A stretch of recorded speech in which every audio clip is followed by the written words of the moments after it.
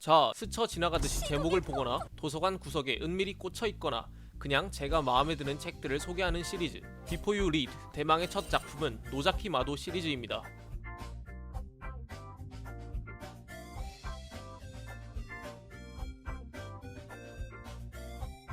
우선 제목의 의미부터 짚고 넘어가 봅시다. 노자키 마도 시리즈라 책 제목이 노자키 마도인가요? 아닙니다. 주인공 이름이 노자키 마도인가요? 아닙니다. 아, 배경이 되는 곳 이름이 노자키 마도군요. 그것도 아닙니다. 사실 노자키 마도 시리즈라는 이름은 공식적인 것이 아니라 작가명을 따서 대강 갖다 붙인 이름인데 여기에는 이 시리즈의 특이한 구성이 한 몫을 했다고 볼 수 있습니다.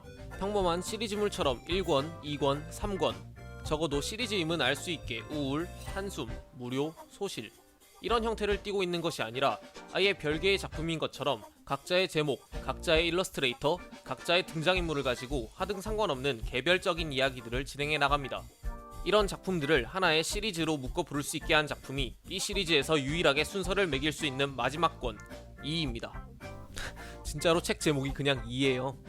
이 마지막 권에서 도저히 섞이지 않을 것 같던 등장인물들이 하나의 사건을 중심으로 만나고 최종장에 걸맞는 일들이 일어나며 노자키 마도 시리즈는 깔끔하게 마무리됩니다. 이제부터는 각 권에 대해 설명해 보도록 하죠. 여러분들이 딱 책에 흥미가 생길 만큼만 설명하려고 노력할 테지만 불가피하게 혹은 저도 모르게 약한 스포일러가 포함될 수도 있으므로 스포일러를 정말 싫어하시는 분들은 주의해 주시기 바랍니다. 제가 설명드리는 작품 순서는 정발 순서이며 국내 정발 순서는 조금 바뀌어서 다음과 같습니다. 두 가지 규칙만 지켜서 읽으시면 될 것 같아요. 퍼펙트 프렌드는 앞리 다 다음으로 읽는다. 2는 마지막에 읽는다. 첫 작품은 영 암리타입니다. 앞에 한자는 빛일 영자를 쓰는데 영화의 영자가 이 영이고 책 내용도 그에 맞게 한 편의 영화를 만드는 영화 동아리에 관한 것을 다루죠. 책의 목차 역시 이 영화가 제작되는 과정을 그대로 따라갑니다. 영화학과에 연기자 코스를 다니고 있는 주인공 후타미 아이치는 어느 날 촬영학과의 꽃이라 불리는 후배 카쿠사코비에게 남자 주인공 역으로 영화 촬영 제의를 받게 됩니다. 영화의 감독은 입학 전부터 천재로 떠들썩했던 1학년 사이하라 모하야로 주인공은 알바를 마친 뒤 집에 돌아와 새벽 1시가 넘은 시간에야 사이하라가 직접 작성한 콘티 첫 장을 펼칩니다.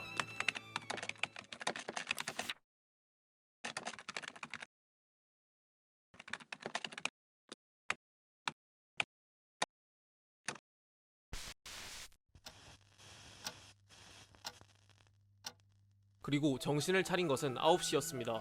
콘티를 읽기 시작한 이후로 56시간이 지난 이틀 후의 아침 9시.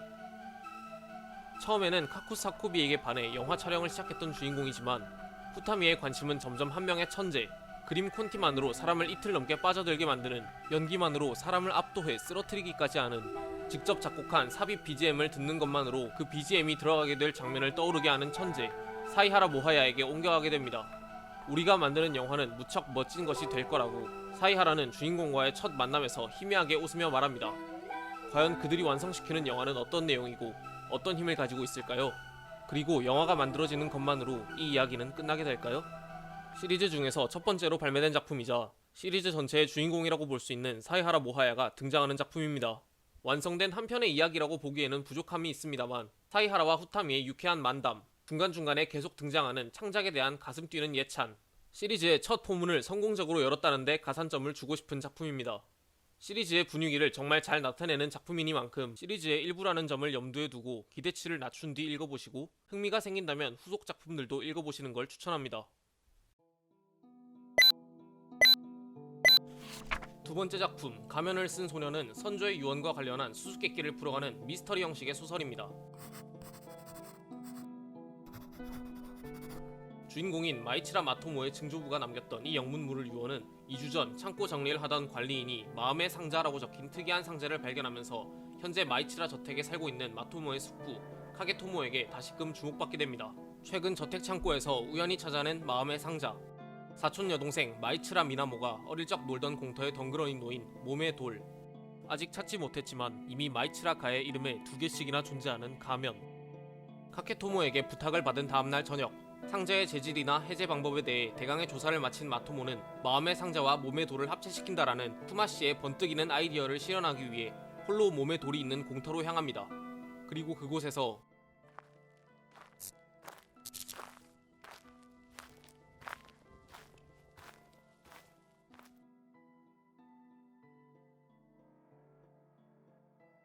이제 무대의 소품은 모두 모였습니다.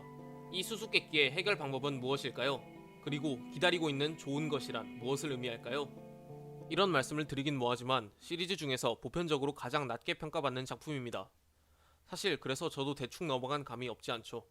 의미심장한 유언, 그리고 미스터리한 인물 가면을 쓴 소녀. 괜찮은 소재임에도 그 내용물이 그다지 재미가 없습니다.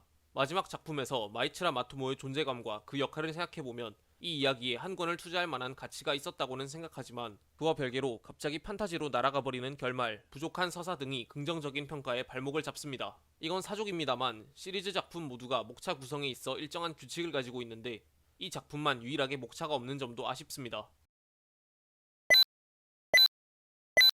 세 번째 작품은 최종권을 제외하고 제가 가장 좋아하는 죽지 않는 학생 살인사건입니다. 제목 그대로 명문여학교 토호학원에서 소문으로만 존재하던 죽지 않는 학생 시키베츠 쿠미코를 만난 신임교사 이토의 시점에서 그 불사의 학생이 살해당한 사건에 관해 다루고 있습니다. 올해로 교직 5년차인 교사 이토는 유치원부터 고등학교까지의 교육을 총괄하는 명문여학교 사립 토호학원의 고등학교 화학교사로 부임합니다. 환영회를 겸한 동료 교사와의 술자리에서 이토는 동료 교사로부터 학교에 영원한 생명을 지닌 학생이 있다는 소문을 듣게 됩니다. 그 자리에서 잠시 이야깃거리로 삼다가 학교에 떠도는 소문 따위는 금방 잊어버리지만 2주 후 예상치 못한 곳에서 그 소문을 다시 듣게 됩니다. 아마나 타마는 이토가 부담임으로 있는 반에 새로 전학 온 학생으로 이토는 친구를 만들고 싶다라는 상담을 들어주는 중이었습니다. 아마나는 상담 도중 이토에게 한 가지 부탁을 하는데 그것은 영원한 생명을 가진 학생을 찾아달라는 터무니없는 것이었습니다. 이토가 아마나에게 상처를 주지 않으면서 설득할 방법을 궁리하던 그때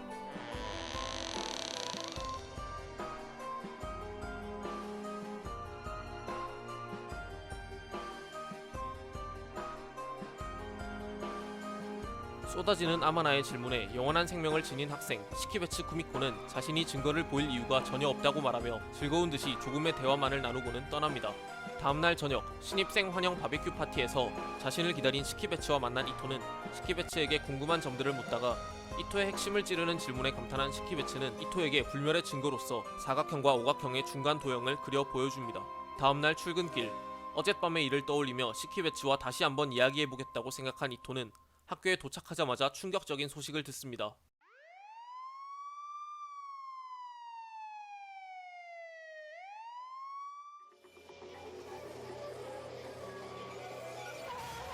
죽을 리가 없는 소녀가 죽었습니다. 과연 불사의 학생을 죽인 범인은 누구일까요? 그리고 시키베츠가 정말 영원한 생명을 가진 학생이라면 그녀는 어떤 식으로 스스로의 불사를 증명할까요? 앞에 5권 중 가장 미스터리에 가깝고 단일 소설로 보았을 때 완성도가 높은 작품입니다. 앞서 살펴본 암리타와 가면을 쓴 소녀는 엔딩을 보았을 때 애매한 뒷맛이 남는다면 죽지 않는 학생 살인사건은 이야기 하나를 완벽하게 마무리 짓습니다.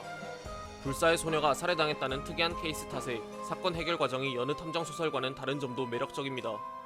추리 요소가 섞인 만큼 제독의 재미가 있는 소설이기도 한데 진상을 파악한 후 다시 읽어보며 소설의 짜임새를 되짚어보는 것도 좋겠습니다. 5만 권의 책을 읽었지만 한 줄의 문장도 쓰지 못한다는 대학생은 5천 권도 채 읽지 않았지만 이미 4권의 소설을 출판한 작가에게 팬레터를 보냅니다. 4번째 권, 소설가를 만드는 법의 서두입니다. 그렇게 자신의 팬 무라사키 이오와 찻집에서 작은 팬미팅을 진행하게 된 소설가 모노미는 무라사키의 요청에 따라 일주일에 한 번 소설 강의 아르바이트를 진행하기로 합니다. 이건 좀 극단적이네요. 첫 번째 소설 교실을 진행한 결과 이미 책을 5만 권이나 읽은 무라사키는 소설의 이론에는 정통했지만 가장 재미있는 소설의 허들이 너무 높은 탓에 첫걸음을 떼지조차 못하고 있는 상태였습니다. 이런 상황이니 모노미는 이론에 관한 내용은 포기하고 무라사키에게 이론의 응용, 소설가로서의 마음가짐을 가르치기로 합니다.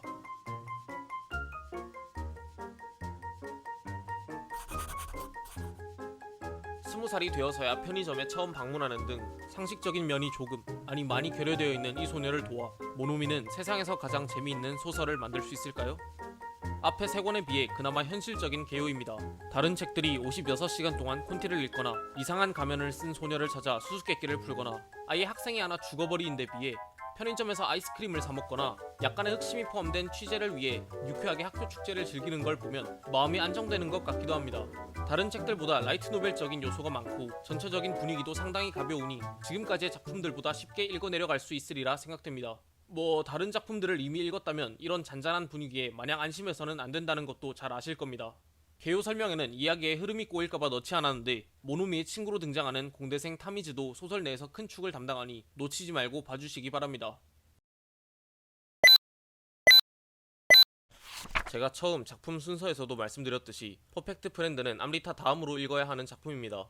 스토리 전개상으로는 전혀 문제될 게 없지만 결말 부분에서 암리타의 후반부 스포일러가 있기 때문에 이왕이면 암리타에 대한 상세한 기억이 가물가물해지는 4~5번째로 읽기를 권장합니다. 책이 집필된 순서이기도 하고요. 사실 표지랑 제목만 맞춰봐도 내용이 감이 오실 텐데 이 네 소녀의 우정에 관한 이야기입니다. 제일 왼쪽 머리를 따은 아이는 소극적인 히이라기코, 두 번째로 약간 멍해 보이는 표정을 한 아이가 사나카, 휴대폰을 들고 있는 친구는 반장을 도맡아 하는 리더격인 리자쿠라, 가장 끝에 만두머리는 씩씩하고 활발한 야야야입니다. 별명 같은 게 아니라 이름이 야야야예요. 여기서 가운데의 둘, 사나카와 리자쿠라가 소설의 중심이 되어 이야기를 끌고 나갑니다. 초등학교 4학년이 되고 임시 반장을 맡게 된 리자쿠라는 선생님의 부탁을 받고 히이라기코, 야야야와 함께 등교 거부 중인 같은 반 학생 사나카를 찾아갑니다. 등교 거부 이유를 묻는 리자쿠라에게 사나카는 아무렇지 않게 영국의 어느 대학 박사 학위를 꺼내 보입니다. 요컨대 지금 자신에게 있어 초등학교를 다니는 것은 시간 낭비라는 거죠. 항상 리더 1등의 자리에만 있다가 처음으로 굴욕을 맛본 리자쿠라는 초등학교는 친구를 만들기 위한 곳이라며 친구가 없다고 사나카를 디스합니다. 사나카는 지금까지 필요 없다고 생각했던 친구 관계가 세상에 왜 이렇게 많이 존재하는지 흥미를 보이며 내일부터 학교에 가기로 결심합니다. 다음날 등교한 사나카는 리자쿠라의 의견과는 관계없이 반장과 학교의 좋은 콤비를 이룹니다. 넷이서 초등학생 특유의 호기심으로 이노카시라의 비밀이라고 이름 붙인 걸 찾아다니거나 머리 손질을 해주거나 대인관계에 심각한 결함이 있는 사나카가 저지른 문제들을 수습하는 과정에서 사나카는 친구 관계에 대해 면밀히 관찰하고 연구해 나갑니다. 그리고 어느새 6월 야야야의 집에서 열린 파자마 파티에서 사나카는 리자쿠라에게 친구 관계에 대해 이해했다고 이야기합니다. 사나카가 마침내 개념화한 친구를 만드는 법이란 무엇일까요? 그리고 사나카와 리자쿠라는 진정한 친구로 거듭날 수 있을까요? 하나같이 개성이 넘쳤던 전작의 등장인물들에 비해 보편적인 4명의 캐릭터가 등장하는 이야기입니다. 이 전형적인 초등학생들을 가지고 어떤 스토리라인이 나올지 기대하면서 읽으시는 것도 좋을 것 같네요. 과연 이 친구들은 천재 감독, 가면을 쓴 소녀, 불사의 학생 틈에서 E에서 어떤 역할을 담당할지도 기대가 됩니다. 퍼펙트 프렌드의 목차는 모두 초성이 P 그리고 F인 두 단어로 구성되어 있는데 사실 어느 정도는 되는 대로 갖다 붙여놓은 것 같기도 합니다. 자, 마침내 최종장까지 도달했습니다. 일본판은 검은 배경에 2라고 크게 적혀있는 단순한 표지이지만 한국판 한정 표지는 특기할 만한 점이 참 많습니다. 우선 전작의 흔적들을 하나씩 찾아볼까요? 가운데에서 슬레이트보드로 얼굴을 가린 여성은 머리 스타일이나 입고 있는 옷을 볼 때 사이하라 모하야입니다. 그 옆에서 책가방을 안고 자고 있는 학생은 사나카겠군요. 앞열의 의자에는 가면을 쓴 소녀가 쓰고 있는 가면이나 시키베츠 쿠미코가 다니는 토호 학원의 교복이 걸려 있습니다. 소설가를 만드는 법의 흔적은 찾기 힘듭니다만 뒷열의 책이나 대본 같은 것들이 그 흔적이 아닐까 싶습니다. 제목 역시 텍스트의 형태로 별개로 존재하는 게 아니라 일러스트의 일부로 포함되어 있습니다. 피날레 작품이니만큼 줄거리의 대략적인 설명을 크게 생략하겠습니다. 사실 이에 관해서는 제가 직접 말씀드리는 것보다 앞에 5권을 직접 읽어보시는 게 더욱 큰 흥미가 생길 것이라 생각하기도 하고요. 정상에 올라선 극단, 초극단이라는 별명을 가진 프로 연극 집단 판도라의 마지막 3차 오디션을 앞둔 신인 배우 아마타 카즈이토는 긴장된 마음으로 판도라의 전용 스튜디오로 향합니다. 그리고 그 심사장에서 판도라의 대표는 여기에 모인 후보자 모두의 합격을 선언합니다. 그 후 신입 단원들에게 주어진 과제는 신인 공연이었습니다. 단원들 개개인의 개성을 파악하기 위해 주어진 과제에 15명의 신입들은 각자의 역할을 배분하고 대본을 결정하며 술자리로 침묵의 장을 마련하기도 합니다. 이 모든 행동에는 드디어 꿈꾸던 판도라의 일원이 되었다는 흥분과 설렘이 가득하죠. 그렇게 열심히 공연을 준비해가던 어느 날 판도라의 대표는 슬슬 연습을 마무리 짓는 신입 단원들을 찾아와 판도라의 신작 연습에 견학을 제안합니다. 그리고 그곳에서 그들은 그만 압도당하고 맙니다.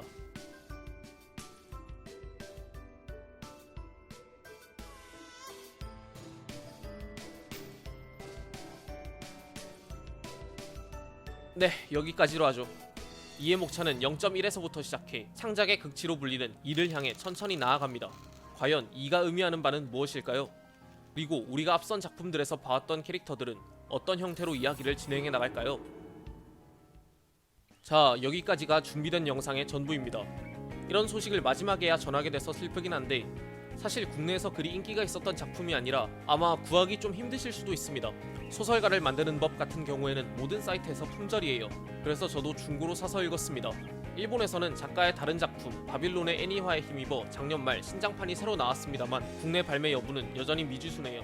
꼭 이 채널이 유명해져서 더 많은 사람들이 이 시리즈를 즐기고 재발매도 되었으면 하는 바람입니다.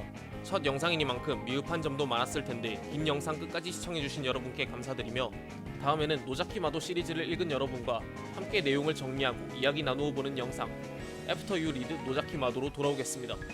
감사합니다.